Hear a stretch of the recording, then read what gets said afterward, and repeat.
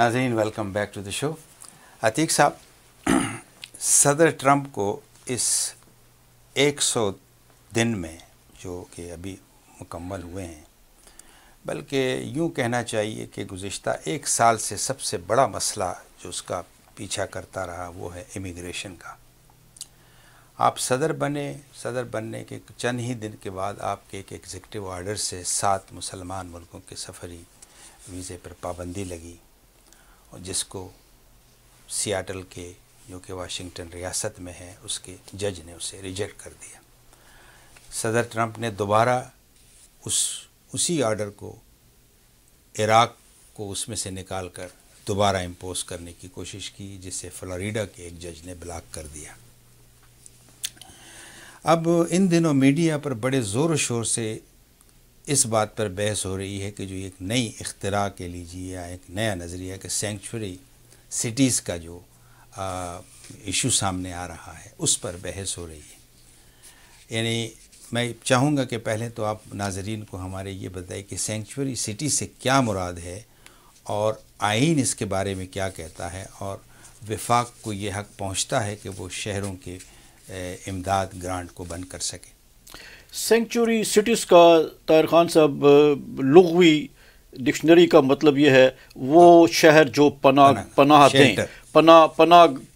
देने वाले शहर। अब ये पनाह देने वाले शहर इसलिए ये इस्तिलाह सामने आई कि डोनाल्ड ट्रंप ने ज़बरदस्त क्रैक डाउन किया इक़्तिदार संभालते ही, और उन्होंने मार धार और गिरफ्तारियाँ, और पहले ये कहा गया कि जो क्रिमिनल्स अनडॉक्यूमेंटेड इमिग्रेंट्स हैं उन्हीं को गिरफ़्तार किया जाएगा। लेकिन जो ही ट्रंप ने इक़्तिदार संभाला तो उसके फ़ौरन बाद जो नॉन क्रिमिनल थे, जो बड़ी खामोशी के साथ नॉन वायलेंट लोग थे, कानून की पाबंदी करके 20-22 साल से इस मुल्क में अपने ख़ानदान समेत रह रहे थे और बिला तख़सीस के उन्हें भी गिरफ़्तार किया जाने लगा। तो बहुत यानी Houston, New York, San Francisco, Los Angeles और इस किस्म के बड़े बड़े शहर जो थे, तो उन्होंने कहा कि हम अपने इमिग्रेंट्स को जो है इस तरह गिरफ़्तार नहीं होने देंगे। प्रेसिडेंट ट्रंप के ऑर्डर में ये भी, एग्जीक्यूटिव ऑर्डर में ये भी लिखा था कि पुलिस को ये इख्तियार दिया जाए कि वो अगर ट्रैफिक पुलिस अगर किसी को रोके तो वो उससे भी उसके डॉक्यूमेंट्स मांगने का उसे इख्तियार हो, जो कि पहले रियासतों ने अपनी पुलिस को नहीं दिया था। तो ये एक बहुत बड़ा क्रैक डाउन हो गया। तो जिसके बाद ये जितने बड़े शहर जो हैं 7-8, इसके अलावा और भी बहुत से शहर हैं जिन्होंने ये ऐलान कर दिया, सैकड़ों के हिसाब से काउंटीज़ और शहरों ने ये ऐलान कर दिया कि वो इस तरह क्रैक डाउन नहीं करेंगी, बल्कि वो अपने इमिग्रेंट्स का तहफ़्फ़ुज़ करेंगे और उन्हें गिरफ़्तार नहीं करेंगे। तो रिपब्लिकन पार्टी और प्रेसिडेंट ट्रंप ने कहा कि ये सेंचुरी सिटीज़ बन गई हैं और इन्होंने पनाहगाहें देनी शुरू कर दी हैं, और सिर्फ अब मेरे लिए 11 मिलियन अनडॉक्यूमेंटेड इमिग्रेंट्स को प्रेसिडेंट ने कहा कि गिरफ़्तार करना मुश्किल हो जाएगा, क्योंकि शहरों ने इन्हें ख़ुद पनाह देनी शुरू कर दी है। लिहाजा अगर किसी शहर ने ऐसा किया तो मैं उसकी फेडरल ग्रांट जो है वो बंद कर दूंगा। अब फेडरल ग्रांट जो है वो रियासतों को और शहरों को वो hundreds of millions of dollar की अमाउंट में मिलती है, और बहुत से शहर ऐसे हैं जो बैक डाउन कर रहे हैं, वो नहीं चाहते कि उनके फंड्स जो हैं वो ख़त्म हो। और आपने पूछा है कि आईन की रूह से सदर को ये इख्तियार हासिल है कि नहीं, तो सदर जो है वो किसी भी किस्म का एग्जीक्यूटिव ऑर्डर पास कर सकता है, लेकिन आईन ने रियासतों को इतनी खुद मुख्तारी और इतनी इंडिपेंडेंस दी है कि वो अपनी अलग लाइन जो है वो ले सकती हैं, और इसीलिए उन्होंने सेंचुरी सिटीज़ का पनाह देने वाले शहरों का काम जो है, फिनोमेनन जो है वो शुरू किया है। लेकिन अतीक साहब, ये कितनी अज़ियतनाक बात है कि गुज़िश्ता इस 100 दिनों में हज़ारों लोग को डिपोर्ट किया गया, हज़ारों ख़ानदान बिखर गए, हज़ारों बच्चे अपने वालिदैन से जुदा हो गए,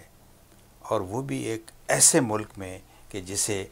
नेशन ऑफ इमिग्रेंट कहा जाता है।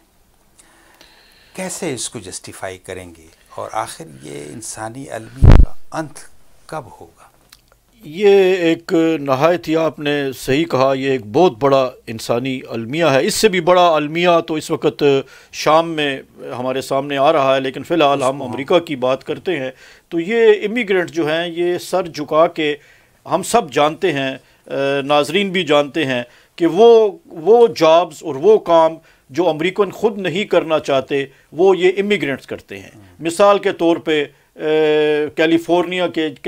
کے جسے امریکہ کی بریڈ باسکٹ کہا جاتا ہے، وہاں کے جتنے بھی کھیت کھلیان ہیں، وہ گرمیاں ہوں، سردیاں ہوں، بارش ہوں، طوفان ہوں، یہ امیگرینٹ جو ہیں ان کھیتوں کھلیانوں میں کام کرتے ہیں، فصلیں جو ہیں وہ کرتے ہیں اور پھل چنتے ہیں اور ٹرکوں پہ لاتے ہیں اور امریکہ کے شہروں تک پہنچاتے ہیں۔ یہ وہ کام ہے اور یہ اتنی کم اجرت پہ یہ کرتے ہیں کہ امریکن ان کاموں کو ہاتھ بھی نہیں لگاتے۔ اور اسی طرح اسپتالوں میں اور نرسنگ ہومز میں اور مریضوں کو نہلانے کے اور اس قسم کے مینیل جاب جو ہیں، ریسٹورنٹوں میں صفائی، ہوٹلوں میں صفائی، یہ سب وہ کام ہے جو اگر آپ امریکہ کے چھوٹے بڑے شہروں میں، ٹاؤنز میں اور کاؤنٹیز میں جائیں تو وہاں امریکن لوگ اسے نہیں کرتے، اور ہر جگہ پہ یہ کام امیگرینٹس کرتے ہیں اور ان سے یہ کام بھی چھینے جا رہے ہیں۔ اور یہ واقعی ایک بہت بڑا المیہ ہے۔ آپ اور میں دونوں، ہم اس ملک میں 30-35 سال سے رہ رہے ہیں اور امیگرینٹس کے اوپر ہم نے اتنا ظلم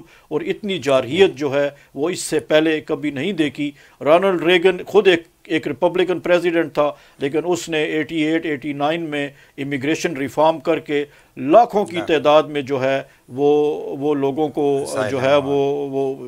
ڈاکومنٹس دیے تھے، انہیں لیگلائز کیا تھا، اور توقع یہ کی جا رہی تھی کہ ہر 10 سال کے بعد امیگرینٹس کو لیگلائز کیا جائے گا دوبارہ، تو جارج ڈبلیو بش بھی کرے گا، اوباما بھی کرے گا، لیکن اب 25 سال گزر گئے ہیں اور ایسے ہنڈریڈز آف ملینز آف لوگ ہیں جو کہ 11 ملین انڈاکومنٹڈ لوگوں کی اکثریت جو ہے وہ اپنے ملکوں کو واپس نہیں جا سکتی، اور وہ اپنی فیملیوں سے دور جو ہے وہ ایک قسم پرسی کی زندگی گزار رہے ہیں، بجائے اسے کہ انہیں ریلیف ملتا ان پر کریک ڈاؤن کیا گیا ہے۔ اور یہ درست ہے کہ یہ ایک بہت بڑا انسانی المیہ ہے۔ وہ واپس آتے ہیں اسی سینکچوری سٹی کے سوال کی طرف کہ صدر ٹرمپ اس آرڈر کو سان فرانسسکو کی ایک عدالت نے بلاک کر دیا۔ مختصراً میں چاہوں گا کہ آپ یہ بتائیں کہ کیا دوسرے شہر بھی اس بوجھ کو برداشت کر پائیں گے جو گرانٹ فیڈرل سے دوسرے سٹیز کو مل رہی ہے، اور آخر یہ جو وفاق اور اس شہر کے درمیان میں جو چپکلش ہے یہ کب ختم ہو سکتی ہے؟ اگر کسی بھی ریاست کا فیڈرل جج صدر کے ایگزیکٹو آرڈر کو اگر بلاک کر دے تو اس کا اطلاق پھر پورے ملک پہ ہوتا ہے۔ تو یہ جو سان فرانسسکو گرانٹ والی بات جو ہے، ہاں، تو یہ سان فرانسسکو کے جج نے جو بلاک کیا ہے تو یہ پورے ملک پہ اس کا اطلاق ہے، اور بہت سے شہر ایسے جو ہیں ان کی اقتصادی حالت اتنی خراب ہے کہ وہ سینکچوری سٹی اپنے آپ کو نہیں بنا سکتے، انہیں فیڈرل فنڈز کی ضرورت ہے، انہیں اسکولوں کے لیے، اسپتالوں کے لیے، ٹرانسپورٹ کے لیے فنڈز کی ضرورت ہے۔ وہ ایک طاقتور شخص، امریکہ کا صدر جو ہے وہ بہت اسے طاقت ہے، ملک کے اندر بھی ملک کے باہر بھی وہ ایک طاقتور ترین شخص ہے، اور امریکہ میں جو سپریشن آف پاور جو ہے اس اعتبار سے ایک طرف کانگریس ہے، سینٹ اور ہاؤس، اور دوسری طرف امریکہ کا صدر ہے جو کہ اتنی ہی طاقت رکھتا ہے جتنا کہ 2 ایوان رکھتے ہیں۔ تو بعض چھوٹے شہر جو ہیں وہ صدر امریکہ کی اس طاقت کا مقابلہ نہیں کر سکتے، اور انہوں نے آلریڈی ہی گیو ان کر دیا ہے، اور وہ کسی حد تک صدر امریکہ کے ساتھ مل کے امیگرینٹس کے کریک ڈاؤن میں شامل ہو گئے ہیں۔ اب آئیے ایک نیا ایشو سامنے آ رہا ہے۔ آپ کو یاد ہوگا کہ ابھی گزشتہ دنوں کانگریس کو ایک ایسٹرز بریک کے بعد جتنے ارکان تھے وہ سب اپنے اپنے انتخابی کاؤنٹیوں میں گئے، وہاں پر انہیں بہت سارے پبلک میٹنگز کا سامنا ہوا۔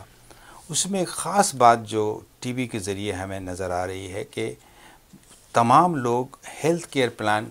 کو بڑے والہانہ انداز میں اس کی حمایت کر رہے ہیں۔ میں آپ سے پوچھنا چاہتا ہوں کہ ایک چیز تو یہ کہ